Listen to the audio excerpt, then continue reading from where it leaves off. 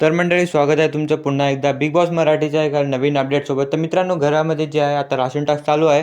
पहिले टास्क तर जे आहे ते जे कष्टवाले सदस्य आहेत ते जिंकलेले आहे. दुसऱ्या टास्कमध्ये जे आहे जसं टास्क स्टार्ट होणार होतो त्याच्या पहिले पहिले जे आहे ज्या दिव्याताई आहेत त्यांची आणि जे राधा पाटील आहे या दोघांची जे वादविवाद होताना दिसून येत होता. मित्रांनो तर झाले असे की दिव्याताई जे आहेत ते एक व्हॅलिड मुद्दा सांगत होते की ते जे टास्कमध्ये आहे कोणते काही सदस्य चूज करायला पाहिजे ज्यामुळे की टास्क इझी वगैरे जाईल. त्यामध्ये प्रभूचं नाव यायला नाही पाहिजे कारण की त्याच्यासाठी थोडासा हेवी टास्क होणार होता.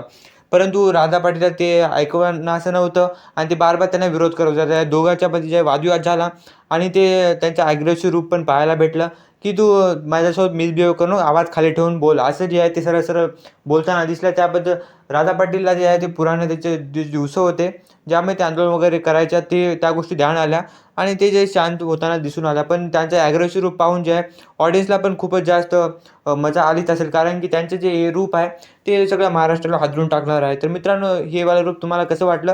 तुमची राय कमेंट करून नक्की सांगा आणि दिव्या शिंदे कमेंटमध्ये नक्की